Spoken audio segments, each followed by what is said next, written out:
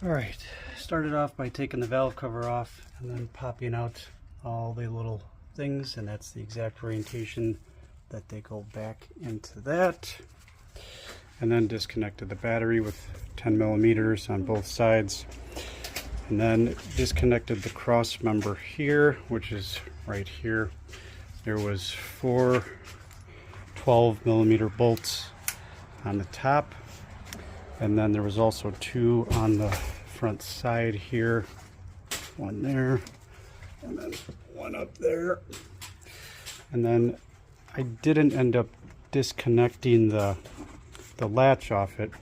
There was 2 10 millimeter bolts that correspond to these smaller little bracket locations. You can see the brackets are connected to this coolant line here. I just lifted them off the cross member and then slid my cable out from underneath it so I could give more room.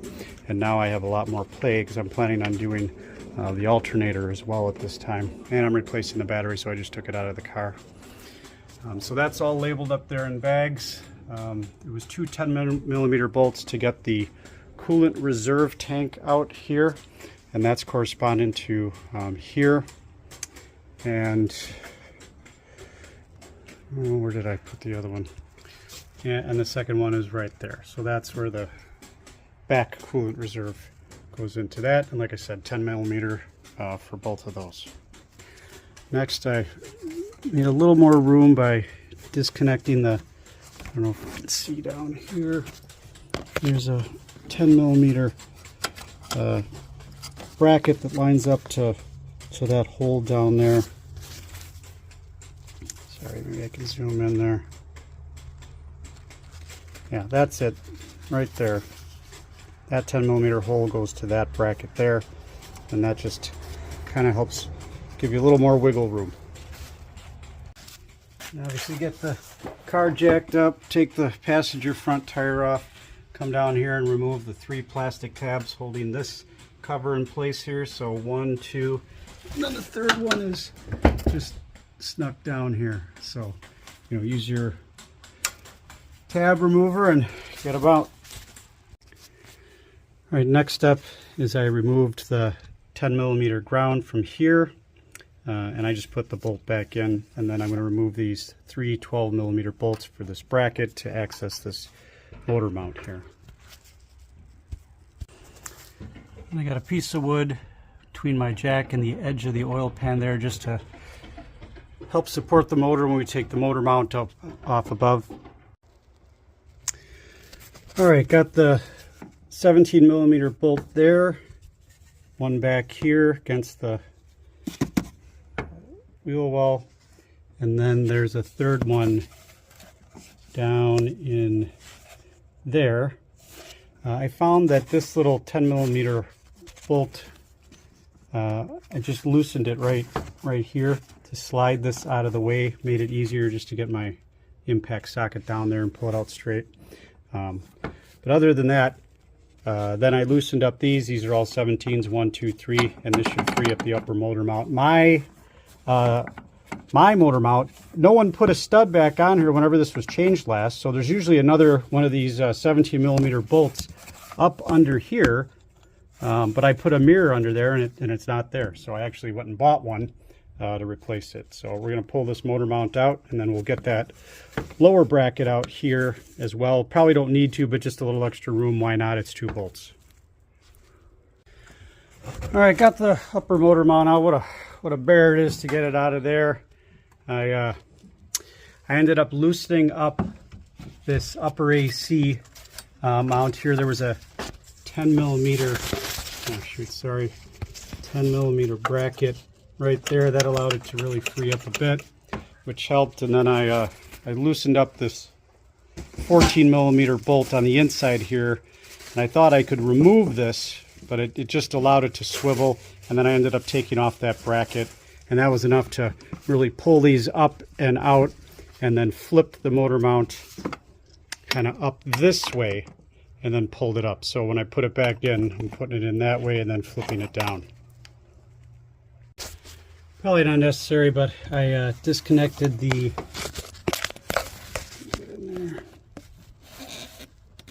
There's a little bolt on the side here, 10 millimeter rusty nut that anchored this ground onto the side of the car over here. So I just cleaned that up, got a little rust off it, and then I tucked it back here for now. And that's also that same one that was over here somewhere. I don't remember where it was, but anyway, figure it out when we put it back together. All right, pulled out the lower motor mount bracket out of those two. Again, 17 millimeters. To put that in the box with all the rest of them for later. All right, removed the last of the upper bracket there. That went here to here. Was sitting with the black bracket on top. Coolant straining out. Probably didn't need to, but less of a mess when I take this water pump and thermostat housing and everything else out. All right, removed the rest of the upper motor mount here. Remember, there's 6 of these bolts. They're all 14 millimeters. So these two are the bottom ones are really long, as you can see. They look like they got some kind of anti-seize on them, and then the 2 short ones are on the top there. So, all right. Working on the thermostat housing here. I got the hose undone here. Probably didn't need to do the 2 10 millimeter bolts above and below where the thermostat actually is, because we're going to take the whole thing off. We're not just going in there. But I thought, oh, maybe give me a little room. But anyway, I took out this 10 millimeter bolt here on top, which is that long one up there. And then there was one underneath it as well. And then right next to it is a, you probably can't see, is a stud that has a bolt on it. That little tiny bolt there, that's a 10 millimeter. So don't forget about that one. Then I loosened up the clamp up here. It doesn't want to budge right now, and I'm wondering if I'm missing a couple of things. So I'm going to go back to the videos here. Hope I don't have to get that guy out, because it looks a little tight. Ooh, that was a little bugger to get off. Really had a slow pull and try to pry it out of that tube, even with the clamp off. That's been on there a while. And then that lower one, I got a little pry bar and just gently, slowly gave it a little bit of back pressure to get that to pop off of there, because that's all that's holding it in. Because man, it felt pretty solid with just those 2 things. Everything else was pretty loose. And so I guess if you're going to change your thermostat, you do have to take those 2 10 millimeter bolts out, which I'm going to do anyway, and pop a new one in, and then we're ready to move on. And before we loosen up the belt and take that off, we're going to loosen up the 4 bolts on the water pump pulley with the belt still on there to make it easier. And that's the orientation of the thermostat as it lays in the car. As you can see, basically looking at it at a cross section there. All right, so I got the new thermostat put in there for all you V6 Rav4 guys. That's the OEM Toyota brand, basically. That's the part number there. And I did order thermostat gasket for the actual thermostat itself. I replaced that. That's that part number there. And then there's also a gasket that goes on the block there after the housing goes in. So we're going to just fit that back on. I already took the old one off. And then there's a little ring down there. And that's the part number that I ordered for that. And this is the part number for this one. So, and as always, you know, never hurts to put a little of the old Permatex water pump and basically the gray or the blue tube. It's gray stuff. Just got my Rock Auto box here, the Reman Denso. Well, I know it's a Reman, but man, it's a remanufactured box too. So hopefully nothing wrong with it. Yeesh, doesn't inspire confidence. And then the old water pump, just in case. Just want to look at it, make sure it's good. Whoops. Yeah. So yeah, looks okay. Good. Should have a gasket in here as well. And there she be. Alright, so I guess it already came with the rings. Well, it didn't say that in the description. Alright, I made a little V notch to indicate the belt direction, just in case, sometimes putting it back on. And just to note the diagram of how the belt routing goes, but pretty self-explanatory in this car. Oh, here's fine. Okay. You want any crazy bread? And I did take the idler pulley off, but that sits on top of the belt right there.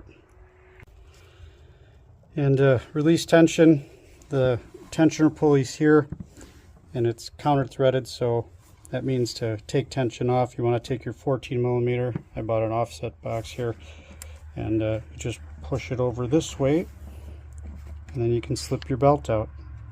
So take that off. Not to get too sidetracked off the main job here, but figured with the VVTi death rattle issue that sometimes happens to these engines, I've heard one of the two things to do that's not too difficult is to remove the upper line oil filter here that goes to the VVT system, and then just make sure it's not full of sludge and clean it out. And mine actually didn't look too bad on the back bank. And then that's a 17 millimeter bolt there to take these two out and clean them off. Very easy to do. And then take out the VVT solenoids, and also make sure that those are fine as well. And those are just simply a 10 millimeter bolt, and then they just pull out, and there's two on each. So take care of that first. Other side, the filter was clean. Solenoids actually look pretty good. Still going to clean them up, and no sludge, so good. Since I'm taking the alternator out as well, figured I'd get going on that too. Loosened up this 12 millimeter bolt for the dipstick just to move that out of the way. And then there was the ground connection here. Sorry, the lighting is just horrible at night. 10 millimeter little nut there, and I just put it back on so I wouldn't lose it. And then this electrical connection down here has a push tab on the right side here towards the driver. You push it in and then pull the thing off. And then there's one more tab down there. I don't know if you can see it or not. It's that white one, so we're going to pull that off. And then it should be just the 3 bolts. Oh, that was a tricky one. So I loosened the 2 14s on the alternator, but I didn't take them out, because if I wasn't able to get this sucker out, game over, man. Anyway, this is a hidden bracket. Very hard to see. I got a lighted LED mirror, and basically that's shining against the back of the basically on the face of the engine, so facing forward towards the front bumper. And that is where that little hidden bracket bolt is. It's a 12 millimeter. So I snaked out a deep deep socket, and then I don't know, whatever size, that's probably about a 6-7 incher. And then I just, snuck my ratchet on after I had got it in there and locked it on. So I tell you, it's not the nuts and bolts, people.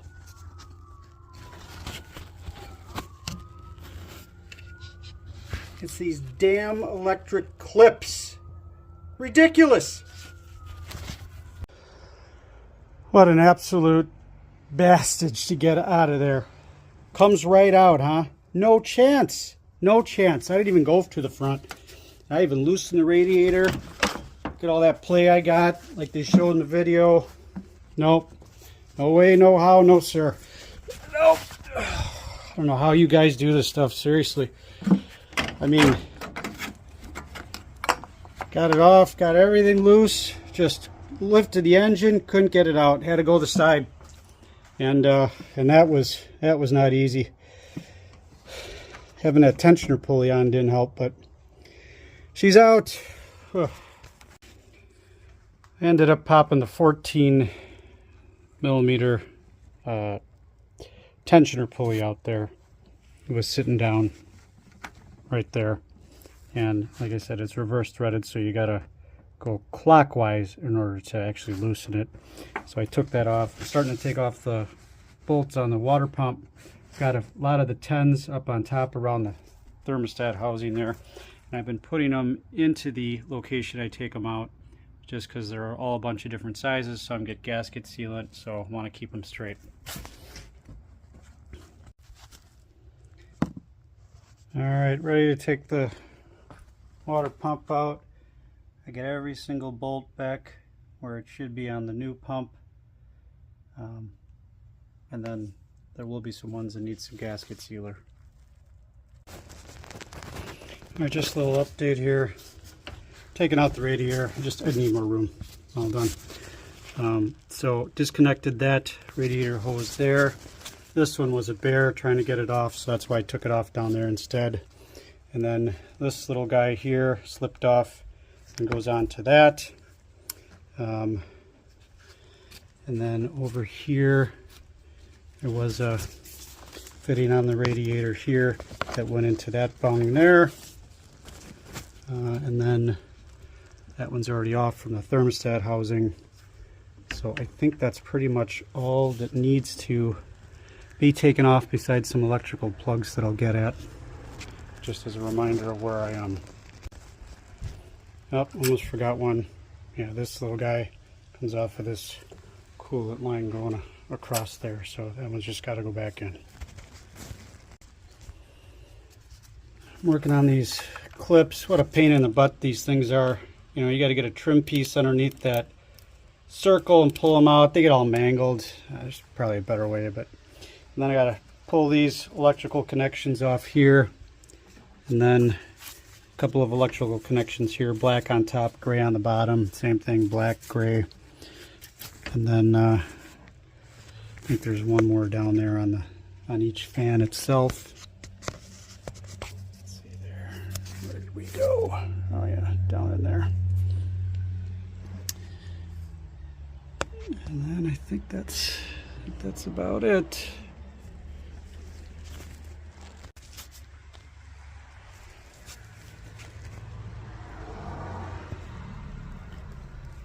What an absolute nightmare getting that piece off. Just unbelievable. That was a half hour easy with every tool I could think of to get that thing off.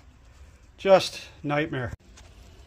All right, got that top bracket out. Evidently you can't take the whole damn thing out because the condenser on the back here has a line that goes all the way around to the back. So you got to separate it from this before you pull it out. And then just to make it easier and less stress on this already fragile, rusty thing, I disconnected it with the line and going to the top, and then this part going to the bottom.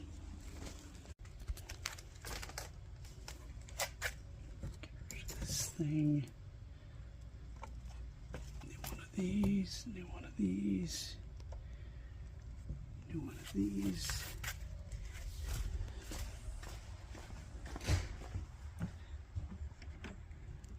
And that bad boy down there. That one running up to there. That's what I want to replace. All right, got the 4 12 millimeter bolts loosened up on the AC compressor so I can access the bolts for the tensioner there. What an absolute a-hole design by Toyota to get this tensioner out. Just ridiculous. But anyway, and these AC compressor bolts are not easy. The two 12s on the top aren't bad, but trying to get these two 12s underneath, forget it. I don't know how people do this without taking the radiator out. So we got one bolt here, one bolt here, one bolt here. Here's that crankshaft position sensor that you really got to loosen everything up so you don't pull that out, otherwise the car won't start. And then there's another bolt here, and I don't know, I think there's one on the front over here. I'm not 100% sure, but maybe not. I don't know. It's going to start pulling a few of those off. There's really no great instructions on it. All right, got the 5 bolts out. They're all 14s. So as you can see, 2, 3, and then 4, and then this top one here is a longer one. All the other ones are short. This one on the top is a longer one, but same 14. So there's the 4 bolts along on the top, and then that's it for Mr. Tensioner. Just gotta get him out. Can't do it with one hand, so. All right, new tensioner's in there. Couldn't find any torque specs on this at all, so it's snug to a decent amount, because man, it took every bit of strength I had to break the torque on these, so she should be good. Let's hope. All right, AC compressor's back in. All the 12mm bolts have snugged down to 18 foot-pounds of torque, according to what I could find online. Now I'll reconnect the sensors. All right, tell you what, it was a piece of cake getting the alternator back in here. Holy cow, didn't have to go out the sideway or nothing with the radiator out. So yeah, it takes a lot longer, but man, does it make it easy if you're going to do the alternator anyway. And just a quick tip, there is that, probably can't see on here, sorry, there's that electrical connection that's kind of by that bracket in the back there. You just got to stick that wire connector back into there and then put her in. So that's what we're going to do. Got that in there. We're just going to line her up and hook her up. Should be easy. All right, moving right along, got the alternator in. Wasn't bad at all. Top long bolt here got 43 foot-pounds. That's a 14. The 14 down here got 13 foot-pounds. And then there was no specs on that hidden 12 back there. Just snug it down as best you can. And then just a reminder, you know, obviously start hooking up your electrical stuff now. You know, that goes on there. And then this triangle piece goes back down to the AC compressor. I left it off just in case I needed a little extra room. And then hook that clip back onto there.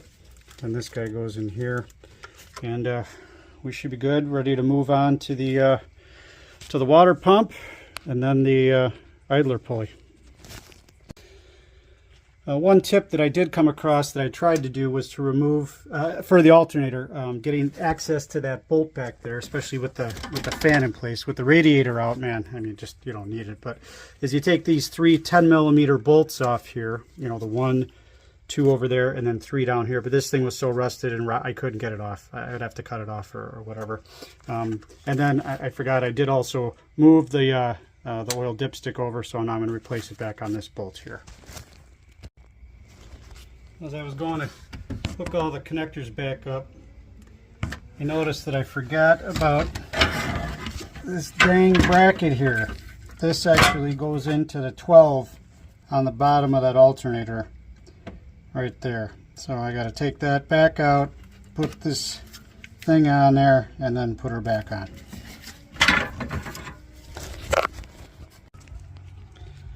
Alright, all the electrical connections are back. Ground, alternator connector, AC compressor, and then the one down there as well. Everything's put back in its slots, and we're ready to move on. Alright, transferred all the bolts from the new one to the old one just as a marker as I put this in, and I completely forgot that I didn't even film kind of a pre and post to be taking this thing out. But yeah, there it is, all out. And let me tell you, not an easy thing, very tedious, time consuming, because while you're trying to take these bolts out, bought a new idler or a new pulley for it, you got this thing flopping around and trying to get, you know, especially like this one on the side, this one underneath, kind of these ones that are flopping around the corners here are just a real pain in the butt, you know, but it takes a while. And so that's all I can say, and now we're going to put her back in. And as a reminder, most of these longer 12 millimeter bolts have a gasket maker on them. And I'm not sure if I mentioned that in a clip, but just as a reminder, you got to put some of that on, and I got some of it right here. So I think I did mention it, but there it is. And just a reminder, when you put the gasket back in, yes, it only goes one way, but just remember, make sure you got it the right way, because this side is convex or concave on this side. Convex, I believe, is correct. And so you want this side going onto the block. All right, got the water pump back on. Open bolt there is for the thermostat housing, but got them all, actually every single bolt, 69 inch-pounds of torque, and getting them back on, not as bad as trying to get them out, but I will tell you, it really helps to have someone hold this stand pulley up when you are trying to get at this bottom 12 here, underneath this pulley here. That is an absolute bear, and you know, I actually lowered the engine down a little bit just to get access at it, because otherwise, I mean, it's nearly blind without somebody holding that floppy pulley up. It's just a nightmare, And then there's another one on the other side, tucked underneath. I believe it's a 10. That one's not as bad, but still, you know, helps to have an extra hand there. Otherwise, the rest of them aren't too bad. And just remember to put that pulley back over it, because once she's on the car, you can't get it off without pulling the engine out. So, and then yeah, I did take the tensioner pulley off, just because it made it difficult to get these couple of this boat in particular, that one, and I think some of these other ones would have been more difficult, but it didn't take long. It's right there, 114 millimeter, and turn it clockwise to loosen, unlike everything else, because this one's reverse threaded. So we'll just put that one back on. But that's it for tonight, folks. So after watching a couple other videos, I noticed that the torque settings were wrong. You can see in the book the 10 millimeter bolts are actually 81 pound-inches, or about 8 pounds, and then the 12 millimeter bolts are 15 pounds. So I went back and retorqued all those. And then in the book, it does say these two 10 millimeter bolts labeled A require the blue Loctite. So I'll have to go grab some of that and get that done before I go any further and forget about it. And then when we get to the water inlet, those two nuts, as you can see right there, and bolts are all torqued to 7 foot-pounds, or about 80-ish.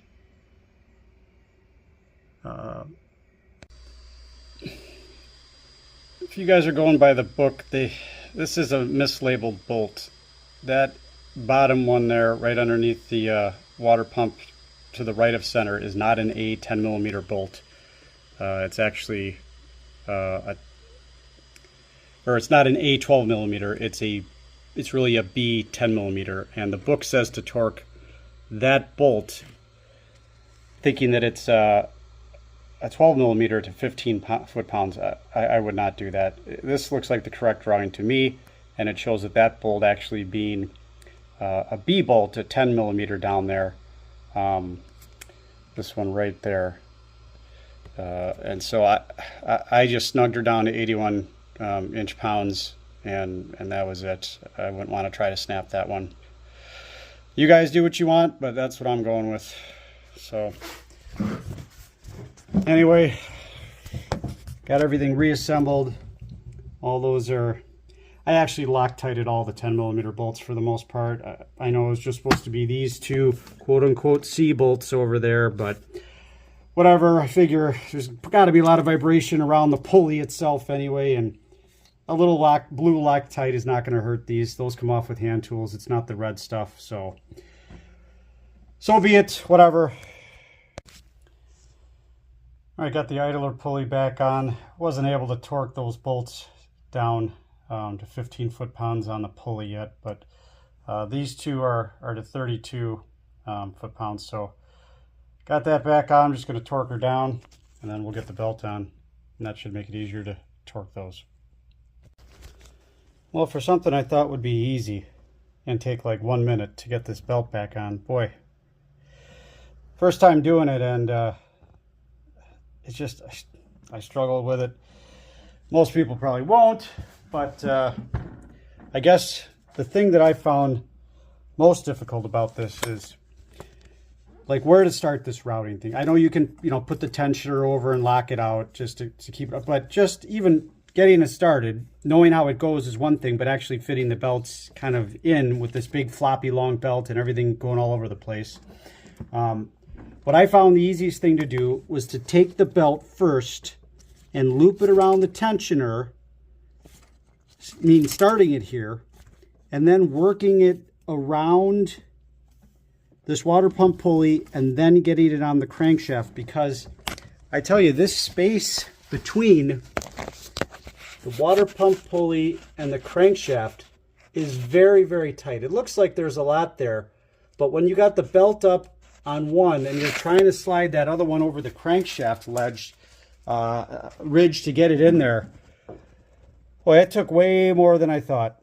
So that'd be my advice. Start there first, get that going, and then I just kind of flopped it around to get it started on these two. I put it above the idler pulley because then it's not really under a lot of tension until I could kind of just situate it in place. And then I put the 14 on here on the tensioner pulley, and then that really kind of helped line things up. And then finally I did it one more time and then just slipped the belt down underneath the idler pulley, and that's what I found to work out.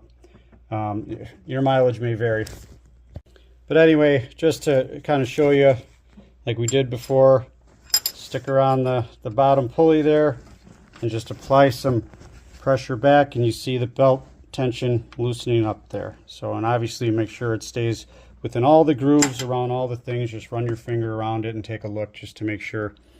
I'm just gonna have to come down here and do this again after you get it all together. All right, moving on to the thermostat housing here. So make sure that's good and clean. That's the mating surface there. The stud down there goes in that bottom hole, and that gets the nut. And then these are two 10mm bolts. That's going to be your thermostat water inlet gasket that goes on there. I'm going to put a little bit of some gasket maker on just to hold it in place.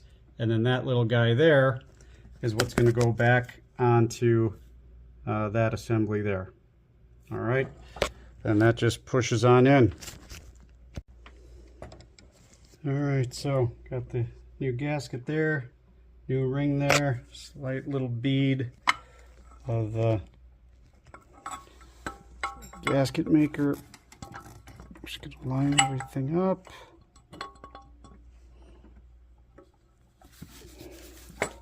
And I'm gonna push it into place. All right, got that into place. Just need to tighten that up. This you just literally push on there, and then make sure you line all your bolts up, and you start putting them through. I'm sorry, but there's your first one there. That's a 10. Then you got another one below.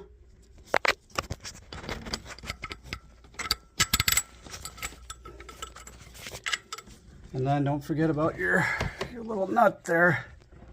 And that's on the stud right down there. So 10mm, get them on. All right, and then we got the old weep hole valve here. This is a 10mm on top.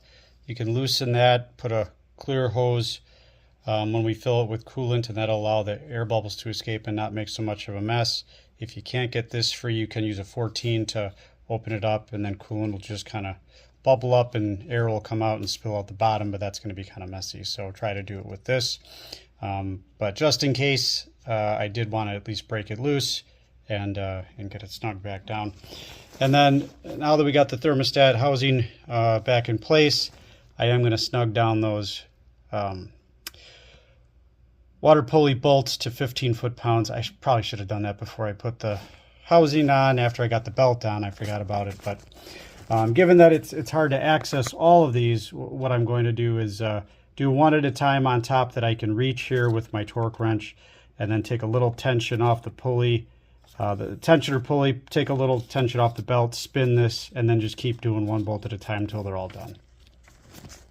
And then I did check at least one of the two rear BVT sensor solenoids. I don't know what the heck I just did with it, for gunk, and it was clean as a whistle. So doesn't seem to be any sludge issues up there. That back one's kind of a pain to get with all this stuff on. I tried to put a 10 even with a wobble on there, and it started to not really grip too well. I didn't want to round her off or anything, so we're just going to leave well enough alone.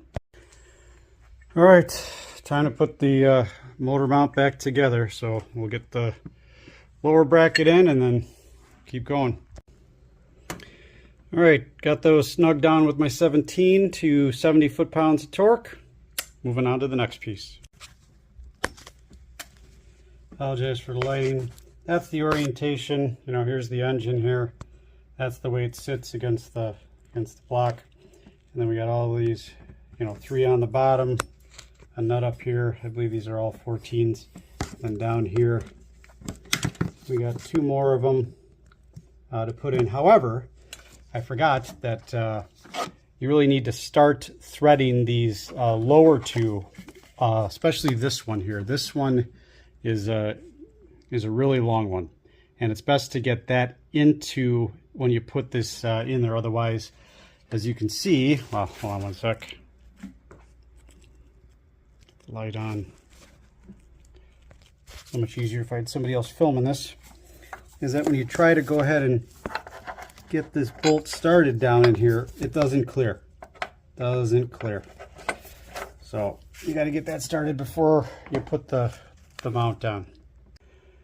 Actually, just to be on the safe side, I'm going to preload both these longer bottom bolts as I put it in there, and then just hold them and get them started. And then the rest of them, since they're higher up, there's more clearance here. Shouldn't have a problem getting them on.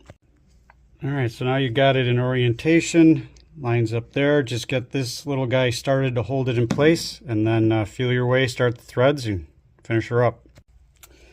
And I apologize if I said 14. Looks like these bolts down here are all 12s. I'm not sure yet about that nut, but that looks like a 14. Anyway. All right, get these last couple underneath in.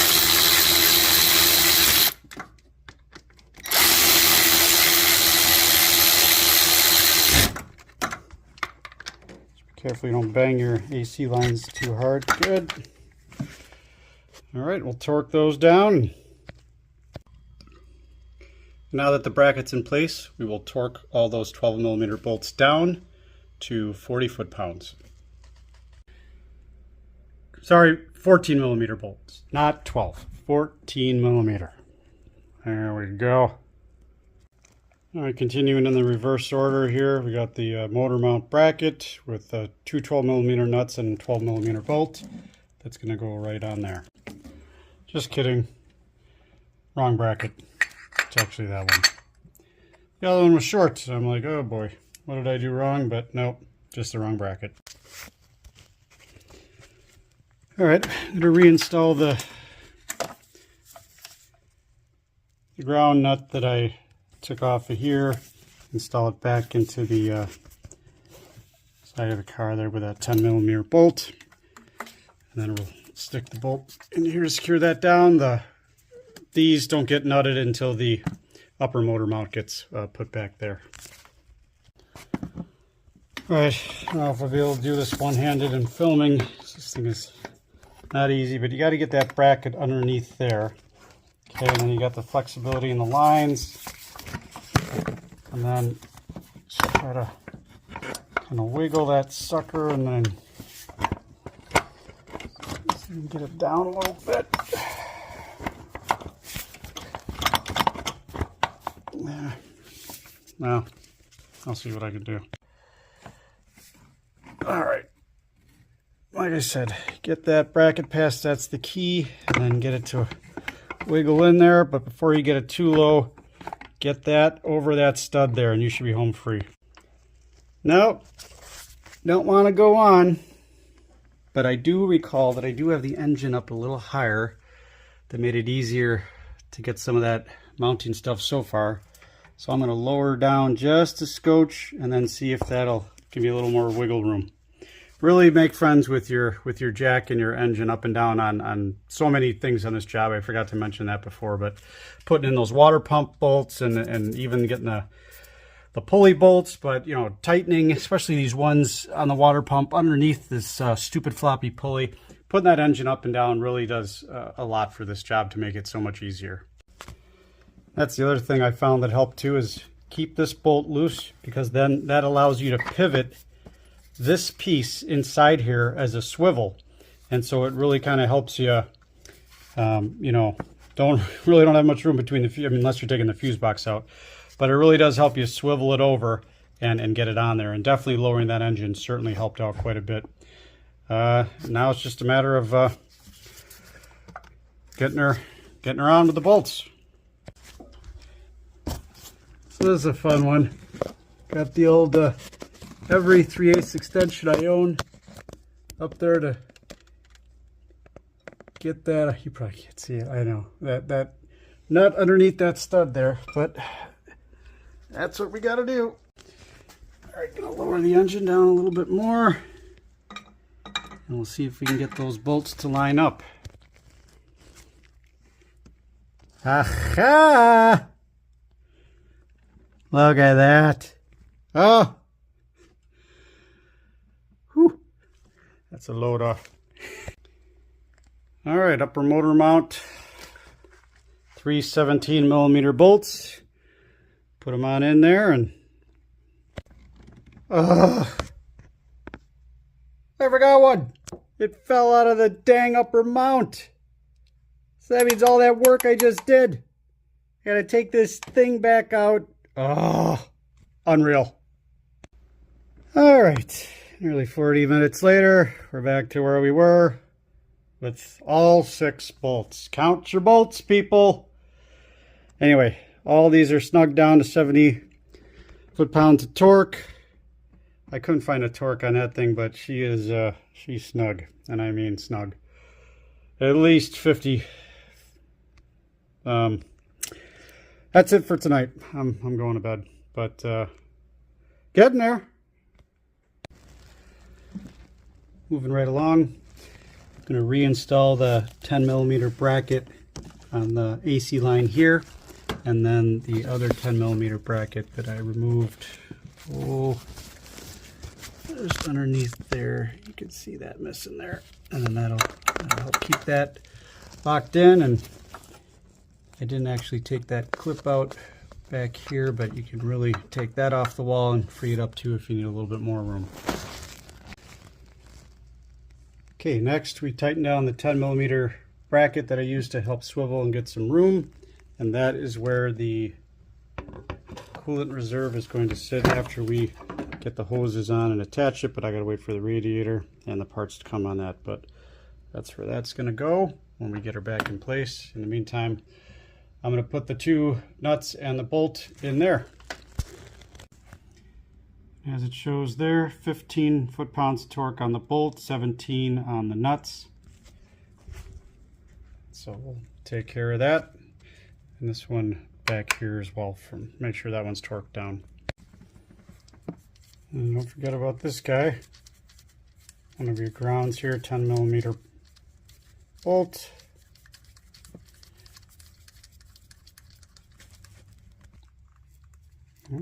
Just snug that one down. Probably doesn't matter, but it's 44 inch-pounds to torque these two 10mm bolts down here for the coolant reserve. One there and one there. Well, I'm kind of in a holding pattern.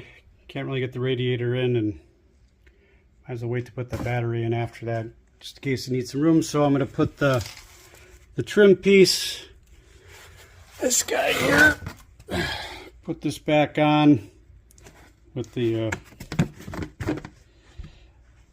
3 clips. I don't know. Go some way. Let me see here. Been a while since I took her off, but I don't know. Whatever. That needs to go on. And then, given that I'm changing the radiator, that tranny cooler line looks pretty junky down there, and it only attaches to the motor mount here with a 12mm. So see if I can get that out, take that in, and get a replacement hose for that while I'm doing it, so I never have to do that again, just because, you know, there's a lot of rust and junk. That's just great. These lugs were torqued so tight when I got these tires put on that even with a breaker bar, trying to break torque loose with my full body weight, I could barely do it, and it snapped the bolt off. That's how over torqued these are. They're supposed to be 76 foot-pounds. Well, we're trying to get the broken stud fixed here, so I got the tire off, taken off the brake caliper bracket. There's 2 17mm bolts, one on top and then one just below there. After those are removed, we should be able to slide this whole caliper assembly off and then take the rotor off so we can get access to get a new stud in there. And then when these go back on, they'll be torqued down to 65 pound-feet of torque. Okay, before I get too far, I did take that little spring there, which was wrapped around this bracket here, and then this side, it has this longer spring that goes up over this piece here and then locks into that hole in that bracket. That bracket has dropped down out of its slot, and so that little dog bone at the end goes into that slot there. Alright, but I'm going to open this up so I can get the stud out because I need more space behind it. Alright, got my Impact 3/8 driver with a somewhat bigger head, put it on the end there, and then banged it with the old heavy sledge, and then that popped the stud out the back, so I'm going to go fish that out and hopefully I'll have enough space to get the new one in. Alright, so by muscling this brake shoe back a little bit and bending it forward, that gave me enough clearance to get that bolt from behind and slip it in. So now we're ready to go. Just got to reattach the brake shoe and put the lug nut sucker tool on there and good to go. Alright, I got my tool on and I used my lug nut and I tightened it, and eventually she snugged in. So we're good to go on that. Oh, what a little you know what to get that sucker back on. Not easy. Oh man, I tell you. Whew. Alright, caliper bracket's back on. You notice that this slide pin back here is pretty jacked up, so I'm going to get a new kit or a new bracket for this rear brake, just not today. So alright, replacing the radiator hoses. This is the replacement for the lower hose here on the passenger side. This one was not in too bad a shape, but you know, figure while it's out of the car, might as well replace it. Nice new one, nothing to worry about. Here's the part number here on that. Okay, and then if you want to get new spring clamps too, mine are kind of old and rusty, I figured why not. This is the correct part, and as you can see, it matches up perfectly for that one, and that comes off the bottom. I don't know if it's going to be the same on the top, so we'll have to see. Also, to make things a little easier to slide those tubes on and off, and hopefully if I ever have to get them off in the future, I'd put a little bit of this super lube, which is safe for metal, plastic, rubber, and just coat all the bungs, obviously not getting it in the hole, but on the outside there, and that should really help these hoses hopefully should they ever have to come off again, but certainly made it easier to slide back on. And I wish I could find the box for this. I believe I got this off Amazon. It's a spring-loaded hose clamp pliers by IAG. And what's nice about it is, I don't know if you can see there, but on the end, it has that little groove, which really helps to grip the springs, the clamp ends there, and it really holds them so they're not, you know, sliding all around and coming off. And plus it's even spring loaded, so it comes back open. So really nice tool, worth the 30 bucks. And then here's actually the package. I did find it. It's IAG TLS 0003 multi-directional spring-loaded hose clamp pliers.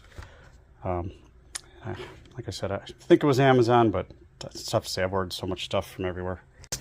And then for radiator hose number 1, that's the big upper one there, and that gets mounted with this going down, and then this attaches up on the engine side.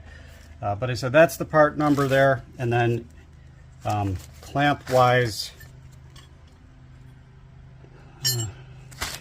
this one, oh yeah, I gotta unsnap it, but I bet that's gonna be about the same size. And that's that same one there. And then for the upper part of the hose, at least for the one by the passenger side, I just took this one off, which is a little bit smaller than the one that attaches to the radiator on both of these. And this did turn out to be the correct part number for that hose clip if you should need one. And as you can see, if you put it right on top of each other, the old one and the new one is exact. So I'm assuming that's going to be the same for this, because the upper pipes look about the same as well for the driver's side and passenger side. All right, got the little clamp replaced there. That was one of these guys. And then if you're looking to do the rest of the hoses on here, this is the hose for this elbow here, and then replacing this rusted old water bypass pipe. That's the number for the new one there. There's another sticker on it if that helps. And then over here, there's another water bypass hose pipe. That's going to replace this guy. And then down here off the other end of this pipe is this rubber piece here. So those are the ones you need for the most part. I did not get the trans cooler hose that runs along the bottom of the radiator, or a replacement for this one yet, just because they were, you know, like $100 for this one, and I think this one was 75 bucks. So for now, we'll just see how it goes. And it wasn't leaking before, so figure I'm not going to replace it at that price. And just one other thing with this this one here in this corner, driver's side corner. You know, when you put it on here, it looks like it could go either way. But what I did notice is that on this side, there's a little yellow or gold marking, and then on this side, there's kind of a white silver, and that actually corresponds to this as well. So now you know. All right, just in case you needed a couple of new hose clamps, you can see these guys here. These don't look in too rough a shape, but what I thought would be a good idea is if you're going to replace this whole thing, is to put it and lay it down, because over here it may look like you only put the hose on a little bit and clamp it, but obviously if you look at the part here, it goes all the way down to there. And so I felt, well, let's just line them up side by side, and then we'll put the hose on until it's equal. So nope, it was deceiving. It actually just goes to that first little notch there. So, and just one other thing I noticed, and I don't know, this might just be coincidence, but it looks like all of these markings, when they're installed correctly, are pretty much facing up at 12 o'clock here. And then this one I actually had over here a little bit, and I noticed it really wouldn't line up here until I rotated to that point right here. So the white lined up with that, and sure enough, boom, now it lines up. Now it's up straight, and now it's up straight as well. And that kind of went for the same thing here. As you can see, this is how it's going to be in the car when it's installed, like that. We got them facing up, facing up, facing up, facing up. So just something to keep in mind. I'm not sure if I had this on before, but in case we're looking for a part number, that's the belt from Gates. And I think they sell like cheaper ones, but this was their premium micro V line, so I figured spend the extra bucks, why not? All right, continuing on here, gonna get the radiator going. Finally got all the hoses. That's the big bottom trans oil cooler line that runs into that housing. Down there I got a temporary hose on there to keep transmission fluid leaking, because when there's not on there with that new bung that I installed here, right there, that's a 17 millimeter. You got to put a new O-ring, which does not come with this piece, so order it separately. Goes between the tranny block and then the back of that screw there, and that's a 17 that gets put on in the 90-degree orientation there. So this bung has got to be torqued so that it's 90 degrees to 20 foot-pounds, and there's the old piece up there. And you can see there's that little O-ring on there that you got to coat with a little ATF before you put it on. And then I just lined the hoses up here, bought a new clamp to go on the radiator, just because some of these were getting a little mangled. And then just going to line the old pipe and the new pipe up. This is the part number for, I can't see it because it's it's 32942-42020, and that's this little guy here. That attaches right to that transmission oil cooler bung elbow that we were looking at. And then here's the water pipe here. I think this was it right there. Hard to say now that I've already opened up all these things, but these were all the parts that I needed for that new piece. And these are the wiring clamps in case you kind of mangle yours up getting them off as well. And then there was a little, that's the elbow right there. And there was a bag that had a new clamp and the O-ring, and I don't know which part number goes to which, but those are the two that correlate to this this part of the car here. So, and just in case you toss the hoses out before you get the new ones and forget which way they go, the white stripe here, that goes into the elbow, into the cooler itself, and then the yellow here gets lined up to this one, and then this guy here's got an orange, and that's what actually goes into this piece. And then over here is purple. There you go, purple. And that's what actually goes onto the bottom of the radiator down in there when you get her back in the car. Okay, just reattaching the shifter cable assembly down here. I had to loosen it so I could get that oil cooler elbow off, but these are 10 millimeter bolts. Top one there is 61 inch-pounds. The bottom one is 108 inch-pounds, or 9 foot-pounds of torque. But I don't think my torque wrench goes down to that one. So I had to get my little guy and do a little conversion. But there you go. Correction, sorry, 12 millimeter bolts, not 10, 12 millimeter. All right, but got the new pipe on. New hose that I'm just going to keep up here, so when I drop the radiator in, before I get it all the way down, I'm going to attach that point because it's kind of a pain when it's all the way down there. And then I just need to do a little Raiders of the Lost Ark and get this old hose off here, and then put the new one on and clamp it without trying to spill any more tranny fluid. All right, I got everything hooked up. I'm going to try to get this sucker in there. Just remember the two rubber bottom things that go in those bigger holes on the end there. On the end there. Make sure they're still attached to the bottom of the radiator before you put it in. Those are kind of like your bumpers, spacers, and that's what should kind of hold it in place a little. Well, got it in the car, but that damn lower transmission line, good luck getting it on. No way.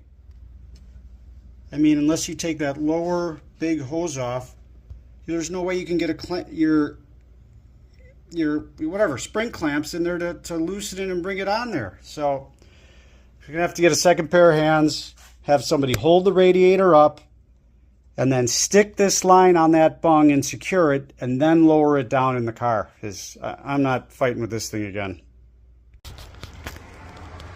All right, well, radiator's in, got the condenser back into its, there's two of these on the bottom of it, and then the bracket on the bottom of this radiator has two holes for this to kind of plop down and sit in. So that's done. And then the radiator has to, on the bottom, has kind of these two big circular grommets that are about yay here and yay here. So when you drop it into the car, you got to make sure that it fits in there so it's in place. You know, it'll rock back and forth a little bit, but it's secure. Other than that, had a bear of a time getting that last transmission oil cooler hooked up right there. I had my son and I lifting and holding this up about halfway and then trying to get it on, and there just wasn't enough slack. So what I ended up doing was ended up leaving it off. I went over there, you probably can't see now, but where the transmission oil cooler bypass hose is, and that's that silver thing there. I actually disconnected that clamp right in the middle of the picture, or sorry, at the bottom there where that where the hose goes on. Pulled that off, pulled the radiator out of the car, and then connected that piece, got it on, put the radiator back in the car, and then hooked that last hose back up down there. Much easier. So just an extra set of hands really goes a long way on some of this stuff. So now we're gonna hook all the hoses back up, or the remaining ones, like the upper hose to there, and then that goes to this inlet line there, and then we'll get the coolant reserve hoses hooked up, hook all the wiring harnesses up, and then we'll see, fill it with coolant and see if she turns on. And given how difficult it was to get some of these hoses off, I found silicone-based, basically dielectric grease, safe on rubber, and I just put a very, very thin coating around the metal surfaces here. For that, pretty much anywhere I have to stick a hose on, it got a little coating of that silicone, just to make it go on easier and come off easier, and hopefully not rust and corrode as much. Because I mean, as you can see on that, on these other pipes, man, they certainly do corrode and rust, and so hopefully this will help a little bit, because they do not come off once they get like that. Water bypass hose placed back in the car here. Just gotta get it tacked down with the two bolts, and then got the rest of the hoses hooked up here. That's the top of the water bypass that goes into the radiator here. Line off the main upper water hose going to the water bypass hose. Made sure this was clamped, and then that's the let's see here, other end of the water bypass hose comes up to the top of the coolant reservoir, and then the bottom, which goes into the radiator itself right there, that snakes around and goes into the bottom of the coolant reserve. So pretty much all the hoses are on. Now I just got to zip the cross member bolts in and the water bypass pipe, and then install my cross member brackets back into where they're supposed to be, and get the cover on and fill her with coolant, put the battery in, and see what happens. And you got to replace the plastic top of the radiator condenser crossbar, fitting it into the little holes here, and then that's where these guys will attach back onto the frame here. So it essentially gives it some stability and keeps it from wobbling.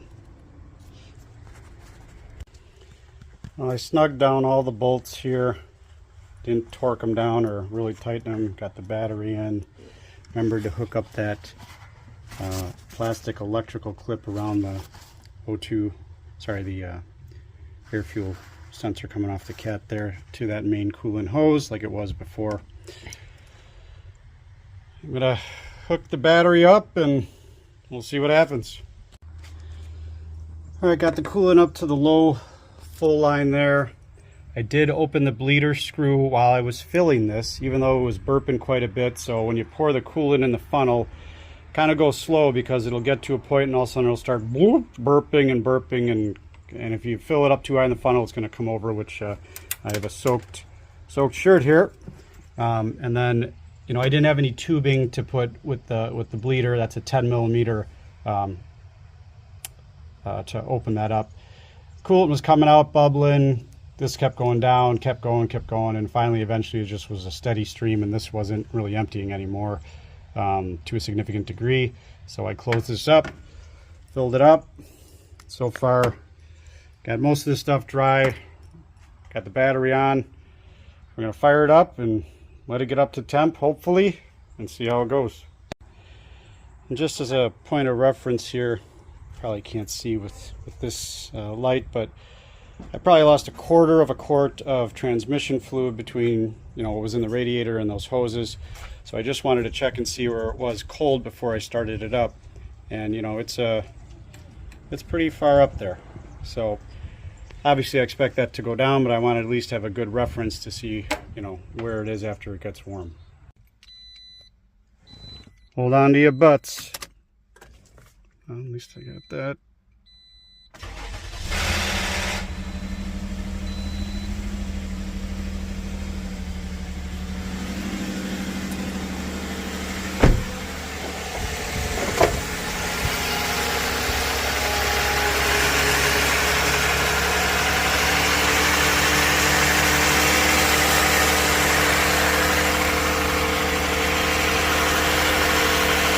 Belts and pulleys look okay.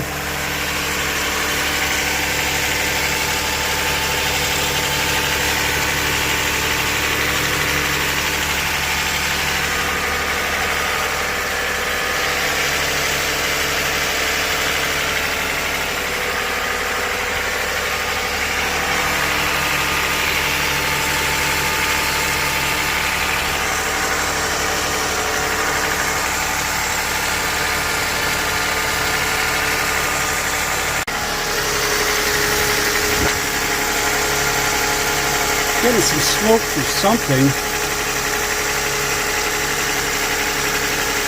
Hopefully it's just because I spilled some fluid.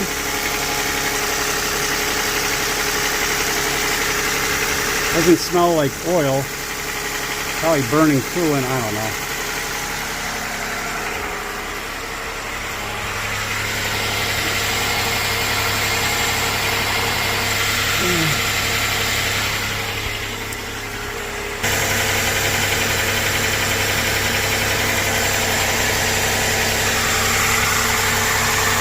Did have a lot of, you know, PB blaster and spray and stuff, so could have been a little of that, but I did spill some coolant.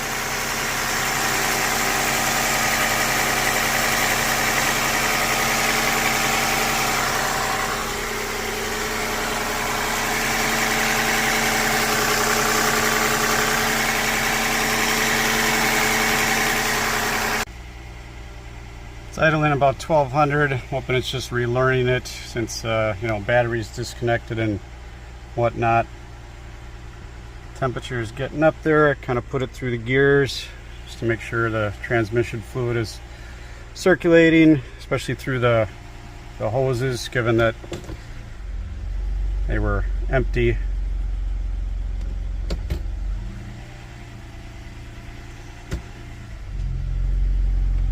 And the idle drops down to 1000 when I put it in drive, back to neutral, up, and back to 1000, and then park. It goes up again.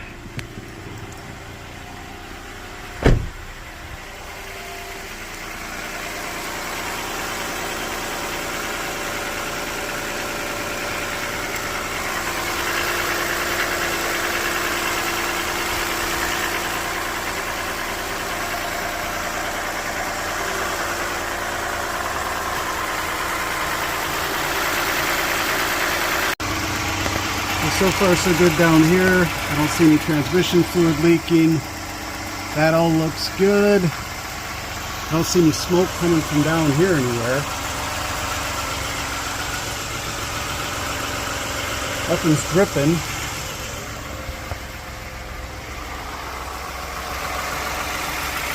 Fans haven't kicked on yet though. And I wonder if that rattle I heard when I first started it up was because I did clean these solenoids out, so maybe they didn't have any oil right away. Let's hope.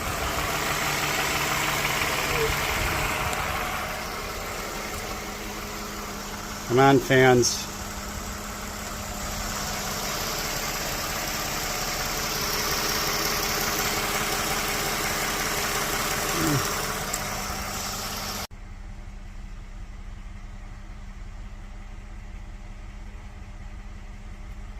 I don't know if that's about where it should be, or if the fan should be kicking on, or thermostat's not opening, or something. We'll see. Well, it's been about 12 minutes. It hasn't moved from that area yet. Idle's back down to normal.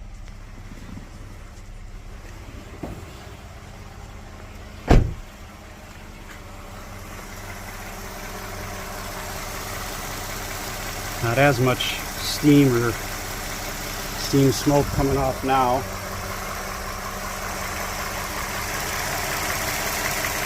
I'm assuming that sounds relatively normal. I certainly don't hear the water pump, marbles in a can that I was hearing over here before. Still haven't seen the fans go on yet though. It's the only thing I'm a little concerned about. That hasn't moved really. Let's see how the trans fluid's doing. Sorry, I know it's hard to zoom in on that, but it's about halfway between the hot and the cold. Even if you look on both sides there, so not too bad. I mean, maybe it's not fully up to temp, but certainly not low.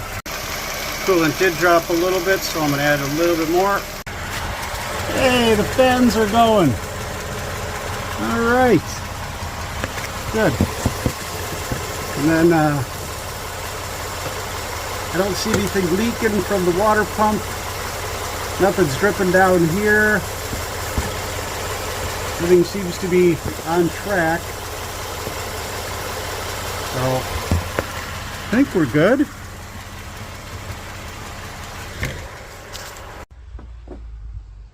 It's actually still pretty much right at that full line with the car off now. Fans are running. That means we got warm fluid going in there. Gauge is still not going up from the halfway point. I think we're good.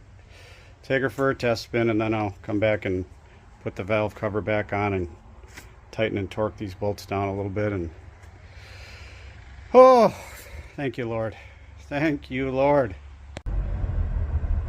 So far, so good. Everything seems to be holding.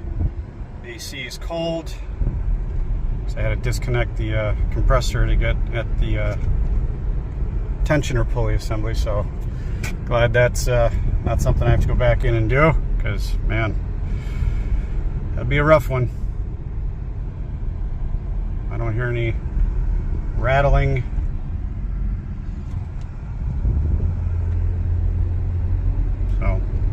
So far no lights